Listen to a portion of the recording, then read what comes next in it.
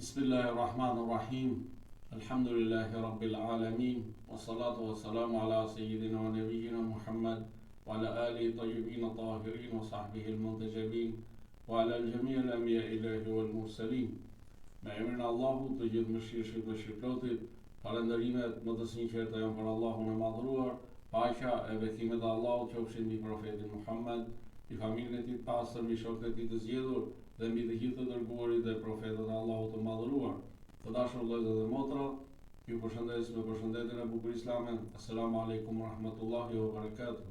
Paqja, bekimet, mirësitë dhe mëshira e Allahut qofshin mbi ju. Për sot do të flasim rreth temës llogaria e vetes dhe ndikimi i saj në jetën e kësaj bote dhe në jetën tjetër.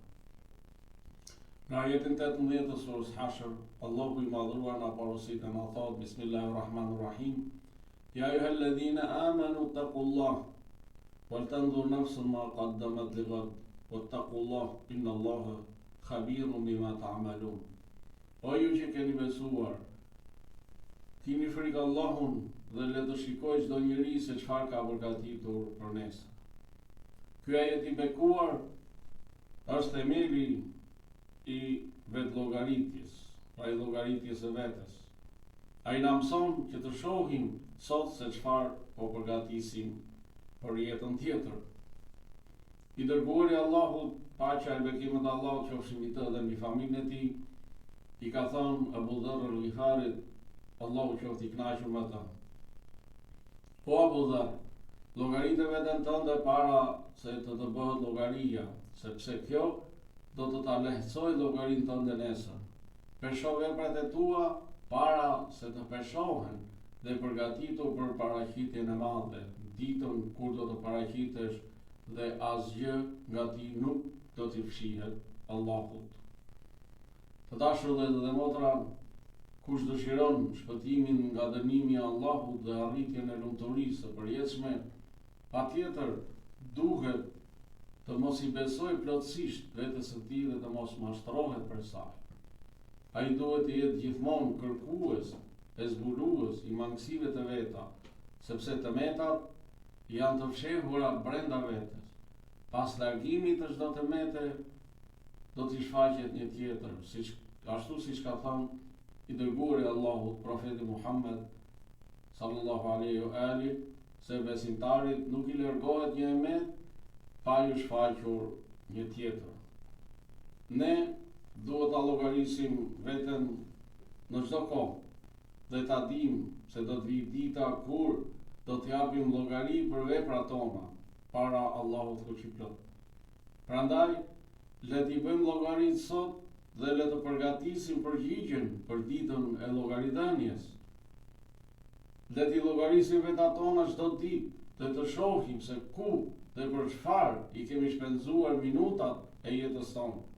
Nëse i kemi shpenzuar në bindje ndaj Allahut, ato do na sjellin dobi. Nëse i kemi shpenzuar në mëkat, do të na sjellin dëm. E nëse nuk i kemi shpenzuar në asgjë, atëherë e kemi shkatruar kapitalin ton që është jeta dhe ja kemi dorëzuar djallit. Kur të llogarisim veten tonë, duhet ta nxisim dhe ta motivojmë atë që të shtojë të mirat. Duhet ta qortojmë veten, ta qortojmë ashpër, të pendohemi sinqerisht dhe të kthehemi tek Allahu fuqiplot. Duhet të përpiqemi të kompensojmë atë që kemi humbur me atë që na ka mbetur nga jeta. Nëse vetja nuk na bindet dhe nuk pranon, atëherë të polemizojmë me të, ta luftojmë dhe ta frenojmë me mendim të drejtë, të kujtojmë ajetet e Kuranit, thëniet e profetit Muhammed dhe të ehlibejtit të tij të pastër, si dhe paralajmërimet e Allahut fuqiplot, dhe t'i zbatojmë ato në jetën tonë të përditshme, sepse ato janë udhëzuesit në këtë jetë dhe shpëtuesit në jetën tjetër. Të dashur vëllezër dhe motra, një nga shtyllat kryesore të edukimit shpirtëror në Islam është llogaria e vetes. Kjo do të thotë që njeriu të marrë veten e tij në pyetje para se të merret në pyetje nga Allahu fuqiplot. Llogaria e vetes është çelësi i përmirësimit të jetës në këtë botë dhe i shpëtimit në jetën tjetër. Por çfarë kuptimi pra ka llogaritja e vetes? Llogaria e vetes do të thotë që besimtari të rishikojë veprat e tij çdo ditë, të gjykojë qëllimet dhe sjelljet e veta, të pendohet për gabimet dhe të vendos të përmirësohet. Imam Aliu paqja qoftë e ka thënë, ai që e llogarit veten përfiton dhe ai që e neglizhon veten humbet. Llogaria e vetes përmendet edhe në Kuranin e Shenjtë. Kurani na e kujton vazhdimisht përgjegjësinë personale. Ai na fton që të jemi të kujdesshëm dhe të jetojmë brenda kornizave të caktuar nga Allahu fuqiplot. Në ajetin pra 18 të surës Hashr, Allahu na porosit e na thon: "O ju që keni besuar, keni frikë Allahun dhe le të shikojë çdo njeri se çfarë ka përgatitur për nesër." Pra, ky ajet, siç e përmendëm më lart, është themeli i vetë llogaritjes, pra i llogaritjes së vetes. Ai na mëson të shohim sot se çfarë po përgatisim për jetën tjetër. Se çfarë furnizimi po marrim për jetën tjetër. Ndërsa në ajetin 14 të surës Isra, Allahu i Madhuar thotë: "Iqra kitabaka wa kafa bi nafsika al-yawma 'alayka hasiba." Lexoje librin tënd. Ti sot mjafton të jesh llogaritës i vetes tënde. Ky ajet nuk kupton drejtësinë hyjnore. Çdo njeri do ta lexojë vetë librin e jetës së tij dhe do ta kuptojë qartë se çfarë ka bërë, pa pasur nevojë për dëshmitar të tjerë. Ai do të jetë vetë gjykuesi vetës së vet. Njeriu do të përballet me veprat e veta dhe do të mbajë përgjegjësi për to. Askush nuk do ta di më mirë gjendjen e tij se sa vetë ai. Kur t'i paraqitet libri i veprave në ditën e gjykimit. Në atë ditë, njeriu do ta shohë vetë rezultatin e veprave të tij. Prandaj, llogaria në këtë botë është më e lehtë dhe më e dobishme nëse kryhet pra dhe na lehtëson edhe llogarin pra në jetën tjetër. Llogaria e vetes në thënien e profetit Muhammed sallallahu alaihi wa sallam. I dashur i zemrave tona profeti Muhammed sallallahu alaihi wa sallam, ai është busulla e udhëzimit. Ai është udhërrëfyesi. Është shembulli më i lartë në jetën tonë. Ai na porosit do thënien e tij të mrekullueshme që ne ta llogarisim veten tonë. Të mos e neglizhojmë veten tonë. Në një thënie të tij, profeti ka thënë: "Llogariteni veten para se të llogariteni dhe peshojini veprat tuaja para se t'ju peshohen." Pra para se të dalim para Allahut, le t'i llogarisim vetat tona në këtë jetë, t'i peshojmë veprat. A kemi bërë më shumë veprat mira apo veprat të këqija? Pra ky hadith i profetit na mëson se vetë llogaritja është përgatitje për ditën e madhe të llogarisë para Allahut fuqiplot.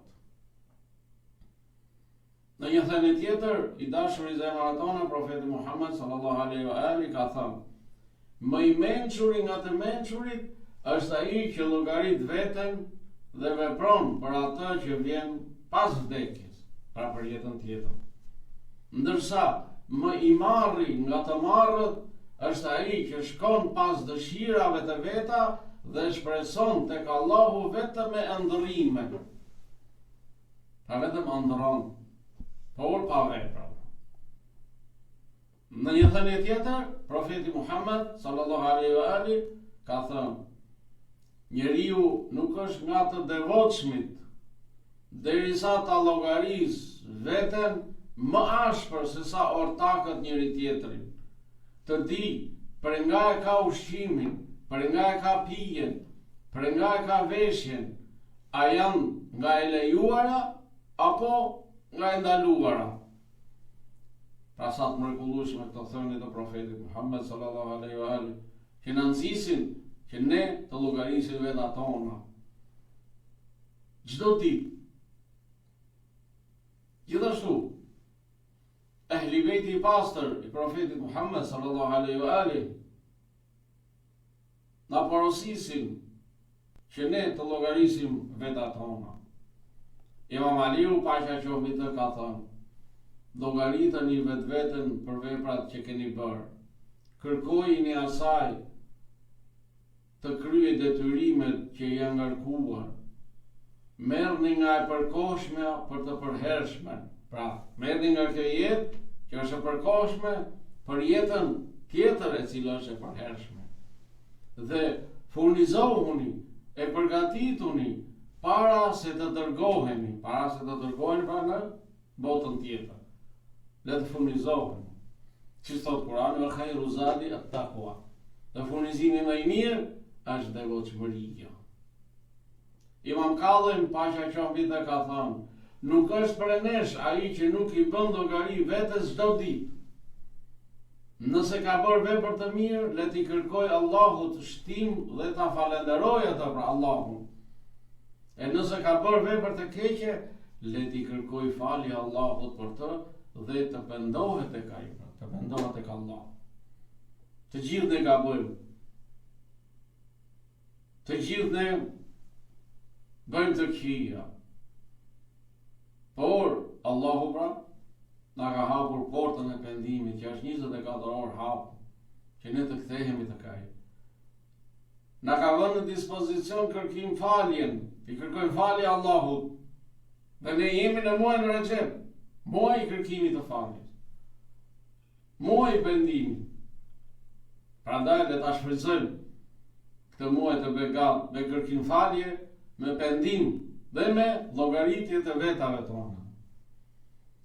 Imam Sadiku paqja qoftë mbi të ka thënë: kur të shkosh në shtrat, shiko çfarë ke futur në barkun tënd dhe çfarë ke fituar gjatë ditës. Kujto se je i vdekur dhe se do të kthehesh tek Allah. Pra, këto ishin pra disa nga thëniet e mrekullueshme të Ehli Bejtit për llogaritjen e vetes tonë. Sigurisht që llogaria vetes ka ndikime në këtë jetë. Ajo sjell dobi të mëdha pa në jetën e kësaj bote. Llogaria e vetes përmirëson moralin dhe njeriu bëhet më i durueshëm, më i drejtë dhe më i sinqert.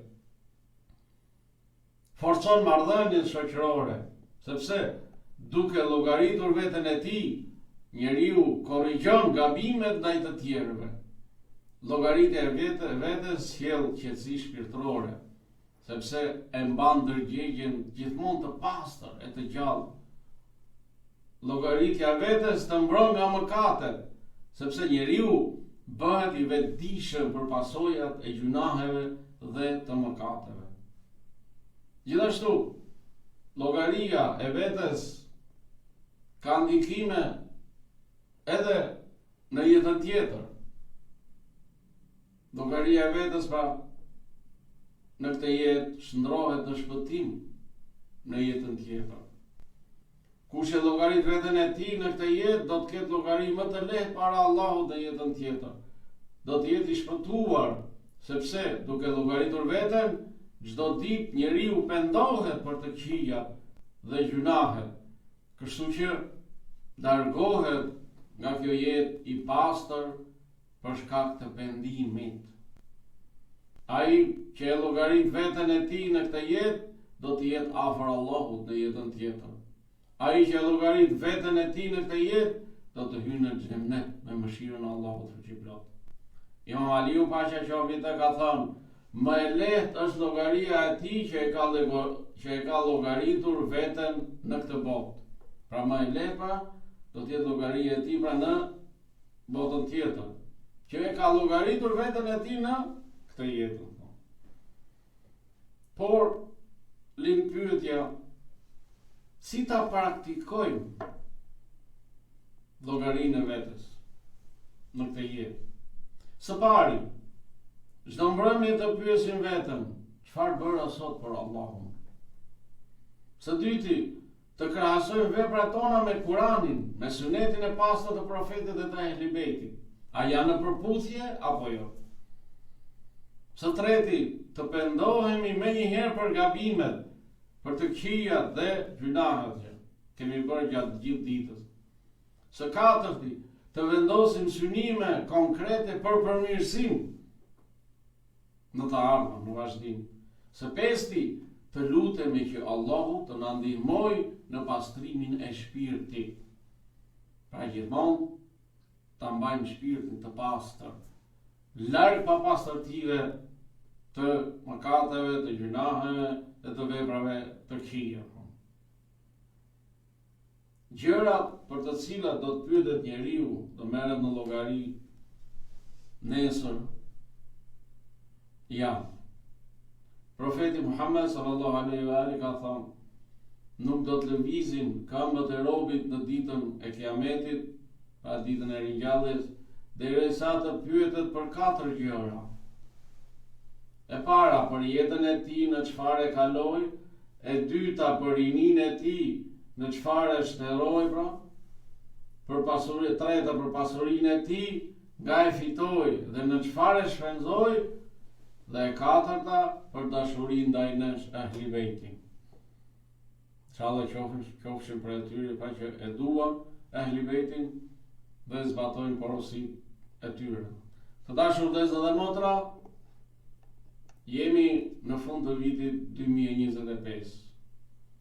Le të jetë llogaria e vetes në fund të këtij viti një ndalesë e ndërgjegjshme për të parë që kemi bërë, se çfarë kemi bërë dhe për të përgatitur për vitin e ardhshëm. Të ndalemi me sinqeritet para gjithçkaje, të gjejmë një moment qetësie, të bëjmë njët për të përmirësuar, të kërkojmë ndihmën e Allahut fuqiplot. Në fund të këtij viti të pyesim veten tonë, a i kemi falur namazet në kohë? Si ka qenë lidhja jonë me Krijuesin në vitin 2025? A kemi qenë të sinqert në adhurim apo jo? A jemi penduar për mëkatet dhe të këqijat që kemi bërë? Nëse kemi mangësi, le të bëjmë tauba dhe të marrim vendim për përmirësim. Në fund të këtij viti të pyesim vetat tona, a kemi lënduar dikë me fjalë apo me vepra? A kemi qenë të drejtë, të butë, të mëshirshëm e të sjellshëm gjatë gjithë vitit? A kemi falur njerëzit apo kemi mbajtur inate e mëri? Imam Aliu, paqja qoftë të, ka thënë, luma ai që angazhon veten me përmirësimin e vetes dhe nuk merret me të metat e të tjerëve. Nëse gjatë vitit 2025 kemi gabuar, të kërkojmë falje dhe të rregullojmë marrëdhëniet, të shohim moralin dhe sjelljen personale. Vallë, a kemi gënjur, a kemi përgojuar, a kemi thënë fjalë të kota, si kanë qenë shikimet dhe mendimet tona, a kemi qenë të durueshëm, a e kemi kontrolluar zemrimin, a kemi qenë modest e të sinqert? Në fund të këtij viti të reflektojmë e të pyesim veten, si e kemi shpenzuar kohën gjatë gjithë vitit? A kemi investuar në dije, në vepra të mira? Sa kohë kemi humbur në gjëra të padobishme? Llogaritja e vetes nuk është vetëm qortim. Në fund të këtij viti të falenderojmë Allahun për çdo të mirë, për shëndetin, për familjen, për besimin, për çdo sukses dhe për çdo sprovë. Allahu i madhruar thot në Kur'anin e shenjtë, nëse falenderoni, do t'ju ashtoj për mirësi. Në surën Ibrahim ajeti 7. Në fund të këtij viti të vendosim qëllimet për vitin që do të vi. Qëllimin për adhurimin, qëllimin pra për moralin, për kontrollin e gjuhës, për dijen, për shërbimin ndaj të tjerëve. Kush e llogarit veten në fund të vitit, ai pastron ndërgjegjet, forcon besimin dhe përgatitet për jetën tjetër. Llogaria vetes është pasqyrë besimi dhe çelësi i suksesit në të dy botën. Ai që e llogarit veten sot do të gjejë rehati nesër. Ai që e harron sot do të pendohet kur pendimi nuk do të vlejë. Në ajetin 90 të surës Shams, Allahu i madhuar thot: "Qad aflaha man zakkaha wa qad khaba man dassaha." Vërtet, kushdo që e pastron shpirtin do të shpëtojë, ndërsa kushdo që e shtyp atë në mëkate do të dështojë. Dhe një prej rrugëve të pastrimit të shpirtit është edhe llogaria e vetes. Çdo ditë në këtë jetë. Dhe në fund të këtij viti le të lutemi e të themi: O Allah, na fal për atë që kaloi, na beko atë që vjen dhe na bëj për atyre që e përmirësojnë veten para se të qëndrojnë para teje. Allahu na mundësof që të jemi për atyre që e llogarisin vetë atyre, qofshin për punë mirëve dhe për atyre që e kanë llogarinë e lehtë nesër para Allahut të madhruar. Allahu ju ruaj dhe ju begatoft të gjithëve. Assalamu alaikum wa rahmatullahi wa barakatuh. Paqja, bekimet, mirësi dhe mëshira Allahut qofshin mbi ju. Bismillahirrahmanirrahim. Alhamdulillahi rabbil alamin. Wassalatu wassalamu ala sayyidina wa nabiyyina Muhammad wa ala alihi tayyibin tahirin wa sahbihi al-muntajibin.